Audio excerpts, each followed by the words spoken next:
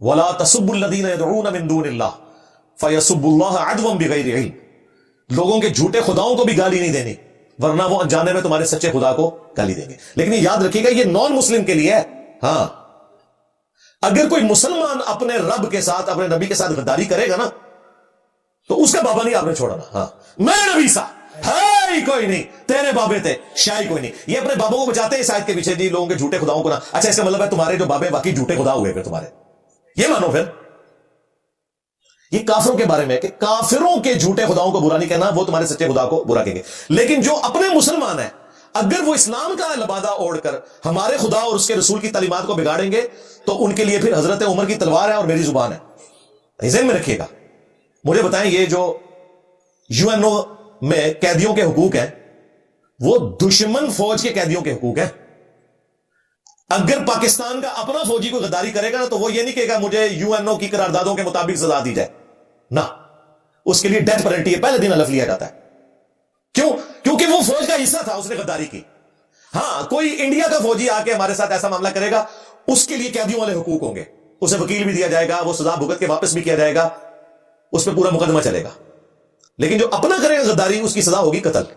یہاں پہ بھی اگر کوئی مسلمان اللہ اور اس کے رسول کے ساتھ غداری کرے گا نا تو پھر اس سے اس آیت کے پیچھے چھپنے کی اجازت نہیں ہے کہ جی لوگوں کے جھوٹے خداؤں کو برا نہ کہو، آپ ہمارے بابوں کو، میں تو بابا کو نہیں چھڑ رہا، ہاں بالکل کنو کاٹ لو، میں نہیں کوئی بھی چھڑ رہا، کیونکہ مجھے تو اشارہ صدر 2009 میں ہی ہو گیا تھا کہ سارا کام ڈالا ہی بابوں نے۔ تو دیکھیں میں نے کس طریقے سے پلاننگ کر کے آپ کے بابوں کو یہاں پہ پہنچا دیا کہ آپ میمز بن رہی ہیں ان کی۔ پہلے کسی نے سوچا بھی تھا؟ اس لیے وہ ہمارے وہ مصباحی صاحب کہتے ہیں کہ میں سوچا کرتا تھا کہ ہمارے بزرگوں کو بھی کوئی کچھ کہے گا۔ ایک وقت آئے گا لوگ اپنے اسلاف کو برا کہیں گے۔ میں اکثر سوچا کرتا تھا یار کوئی حضرت جنید بغدادی کو بھی برا کہے گا، کوئی حضرت بایزید بستامی کو بھی برا کہے گا، کوئی حضور غوث اعظم کو بھی برا کرے، ایسے ہوگا یہ؟ تو پھر جب ہم کچھ لوگوں نے بتا دیا کہ ایسے ہوگا، مجھے دکھ ہوتا ہے کہ میں اس دور میں ہوں کہ جس دور میں حضور غوث اعظم کے لیے کہا جا رہا ہے وہ تشیع کوئی، کہ جس دور میں حضرت بایزید کے لیے کہا جا رہا ہے کہ بایزید تشیع کوئی، اس جیلم کے لوڈے نے ثابت کر دیا کہ اس طرح ہوگا۔ تمہارے بزرگوں نے جب ہمارے بزرگوں کو یعنی نبی الاسلام صحابہ اور اہل البیت کی شان کے اوپر ڈاکے مارے تو اللہ تعالیٰ نے ان کے اوپر کوئی بلا نہیں چھوڑنی تھی؟ ہاں، تمہارے بزرگوں نے ہمارے بزرگوں بلکہ تمہارے بزرگوں نے نہ صرف ہمارے بزرگوں اپنے بزرگوں کے ساتھ بھی غداری کر دی۔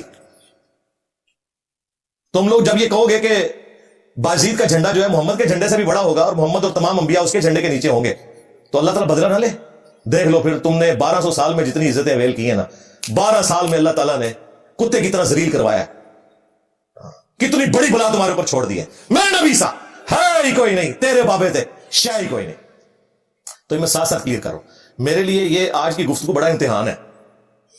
میں صبح سے سوچ رہا تھا کہ میں نے اپنے جو مسلمانوں کے فرقے ہیں نا ان کو ہاتھ نہ ڈالوں، کیونکہ ظاہر یہ نان مسلم نے تو زیادہ ویڈیو دیکھنی ہے تو ان کے سامنے اپنی قمیض اٹھانے والی بات ہے، لیکن ہماری قمیض کیا، انہوں نے ہمارے پورے کپڑے ہمارے بزرگوں نے اتار دیے ہیں آلریڈی ان کے سامنے، جو کچھ انہوں نے دین کے ساتھ کیا۔ پھر میں قزمانو کھاڑو، ان کو دیکھتے رہنا ہم نے، جو بات ہے میں نے کوئی لحاظ نہیں کرنا، جدھر جس نے ڈنڈی ماری ہوئی ہے نا بتانی ہے۔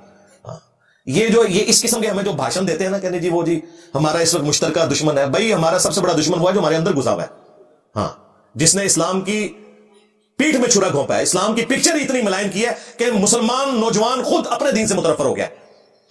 ہمارے نوجوان کافروں کی وجہ سے متنفر نہیں ہے اپنے دین سے، کافروں کا تو تعارف ان کو کہاں سے ہوتا ہے؟ اور جب کوئی بڑی عمر پہ پہنچے، اور آج کل بھی سوشل میڈیا کی وجہ سے تھوڑا بہت، ورنہ پہلے کیا تھا؟ یہ تمہارے مولوی ہے جن کی وجہ سے متنفر ہوئی ہے ینگ جنریشن جو ہے، یہ کافروں کی وجہ سے متنفر نہیں ہوئی ہے۔ لہذا یہ پہلے دشمن یہ ہیں ہمارے، یہ غدار ہے۔ کیا نان مسلمز کی عبادت گاہوں میں مسلمان جا سکتے ہیں؟ بالکل جا سکتے ہیں، لیکن وہاں پہ کوئی شرکی ایکٹیویٹی میں حصہ نہ لیں، وہ وزٹ کے طور پر جا سکتے ہیں۔ آیا صوفیہ جو کرسچن سے مسلمانوں نے لیا تھا اب اسے دوبارہ سے کھول دیا گیا، پہلے تو میوزیم تھا، اب نماز جمعہ وہاں پہ شروع کروا دیا، اور نماز کے دوران جو جیزس کرائسٹ کی جو شبیہات بنی ہوئی ہیں دیواروں کے اوپر اس کے آگے پردہ لٹکا دیتے ہیں اور اس کے بعد پھر وہ کھول دیتے ہیں۔ اسی طریقے سے کورونا کے دنوں میں آپ نے دیکھا جیوز اور کرسچنز کی عبادت گاہوں میں جا کے مسلمانوں نے جمعے کی نماز ادا کی، کیونکہ سوشل ڈسٹینسنگ کی ضرورت تھی، تو ان کے وہ گرجے بڑے تھے ایریا وائز، مسلمانوں کی مسجدیں تو چھوٹی تھی، تو باقاعدہ انہوں نے کئی گرجے کنورٹ کیے ہیں اس اعتبار سے کہ وہاں پہ واش رومز بنائے تاکہ مسلمان بھی جمعے کی نماز پڑھ سکے، کیونکہ بخاری مسلم واضح حدیث ہے کہ اللہ تعالیٰ نے 5 ایسی خصوصیات مجھے دی ہیں جو مجھ سے پہلے کسی پیغمبر کو نہیں دی، ان میں سے ایک یہ ہے کہ پوری زمین میرے لیے مسجد بنا دی گئی ہے، میرے امتی جہاں چاہے نماز ادا کر سکتے ہیں۔ تو اس میں آپ نان مسلم کی عبادت گاہوں میں بھی بشرطے سامنے کوئی شبیہ بت اس طرح کی چیز نہ ہو نماز آپ ادا کر سکتے ہیں.